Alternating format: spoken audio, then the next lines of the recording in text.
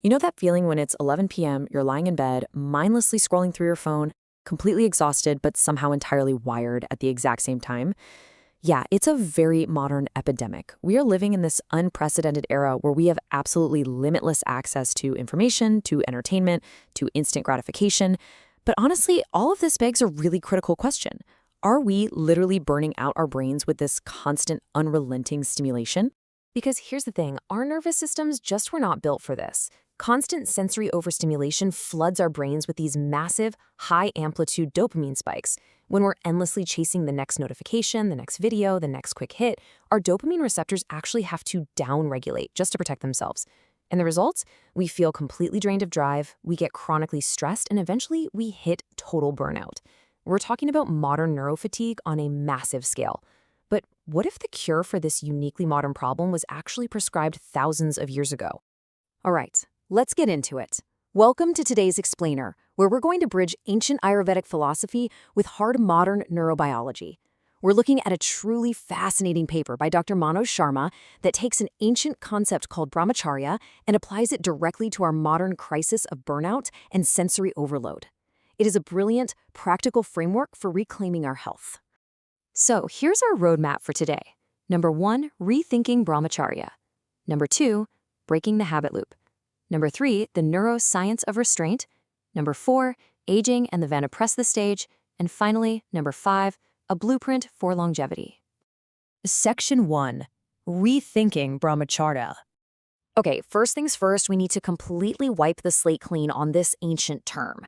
Historically, a lot of people translated Brahmacharya simply as strict youth celibacy or just absolute abstinence. But contemporary science and modern reinterpretations expand this significantly. Really, it translates to the intentional regulation of sensory and cognitive experiences. We're talking about behavioral and sensory self-regulation. It is not about punishing yourself at all. It's just about mindfully managing how you interact with the world so you don't completely deplete your energy. To really understand how crucial this is, classical Ayurveda outlines 3 core pillars of life, known as the Triopistambh. We have Ahara, which is diet, and Nidra, which is sleep. Now, modern wellness obsesses over those first 2 all the time, right? But notice that third, equally sized pillar, Brahmacharya, sensory moderation. Ayurveda basically argues that even if you eat perfectly and sleep 8 solid hours a night, if you do not regulate your sensory input, your health is still going to collapse. It's really the missing link in our whole modern wellness conversation. Now, this parallel absolutely blew my mind. The ancient concept of prajnaparata, which is an intellectual error causing sensory overindulgence, is describing the exact same mechanism as modern dopamine burnout. Think about it. It's when we know something is bad for us, but we do it anyway, destabilizing the mind and draining our vital reserves. Constant stimulation creates this imbalance that leads to a lack of focus, emotional instability, and just pure exhaustion. The ancient doctors were observing the very same neurofatigue that we struggle with today. Section 2. Breaking the habit loop. So, how do we actually stop this cycle? Well, Ayurveda gives us 3 really actionable steps to rewrite our mental autopilot. Let's use late-night snacking as an example here. Step 1 is dhyani, or discernment. Instead of just acting on instinct, you pause and analyze, realizing, okay, this heavy snack is definitely going to ruin my sleep. Step 2 is dhriti, or willpower. You don't have to fight the urge forever, you just force yourself to wait 20 minutes and divert your mind. And then step 3 is smriti, or memory. To strengthen this loop, you vividly recall how terrible you felt the last time you overindulged, and you remember the pride of successfully resisting. This 3-step loop is a highly effective way to just break unwanted habits in their tracks. Section 3. The neuroscience of restraint. Okay, but what is actually happening under the hood in our bodies when we practice this moderation? In Ayurveda, the whole goal of Brahmacharya is to stabilize Ojas, which is considered the fundamental substrate of immunity, systemic vigor, and mental resilience. In modern physiology, this mirrors high vagal tone perfectly. This is the measure of how active your parasympathetic nervous system is, your rest and digest system. When you have high vagal tone, your body can easily relax, conserve energy, and heal. So Brahmacharya is essentially an ancient hack for maximizing your vagal tone. And when we actually practice sensory restraint, the physical payoffs are massive. First, it restores your baseline dopamine sensitivity. By avoiding those crazy, high-amplitude dopamine spikes, we protect our prefrontal cortex from fatigue, which massively improves our attention span and our emotional regulation.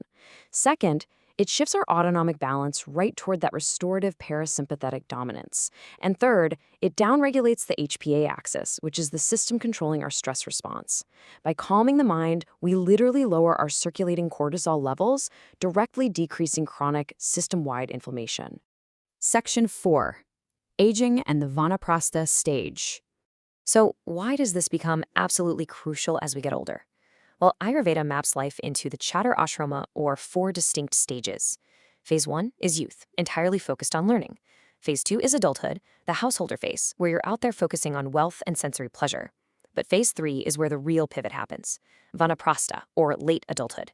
Instead of continuing to just chase wealth and external stimulation, this stage demands intentional sensory withdrawal, deliberately stepping back from high-stress obligations. Phase 4 is ultimate spiritual retirement, but it's this critical transition in Phase 3 that is so incredibly relevant for how we age today. Because think about it, what happens if we never step off the gas? Modern science shows us that clinging to constant external stimulation and high-stress obligations actually damages the brain over time. By intentionally practicing sensory withdrawal, what Ayurveda calls pratyahara, we mitigate age-related cortisol toxicity in the hippocampus.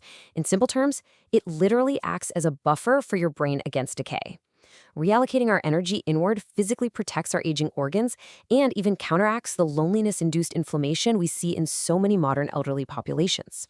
Section 5, a blueprint for longevity. As the source text beautifully summarizes, Brahmacharya offers a robust, traditional paradigm for health promotion rooted in sensory moderation and mental discipline. The author does note that to fully map out every specific clinical mechanism, we definitely need more large-scale, randomized controlled trials. But honestly, what we already have here is a phenomenal preventative blueprint against cognitive decline. It is just amazing to realize this isn't about some kind of moral guilt. It's a highly practical, day-to-day toolkit for managing our energy, protecting our nervous systems, and aging with real physical resilience. As we wrap up today's explainer, I want you to take a hard look at your own daily habits. Look at your screens, look at your schedule, and really pay attention to your dopamine cravings. Ask yourself, are you controlling your senses, or are your senses controlling you? Taking back that control, it might just be the most powerful thing you can do for your lifelong health.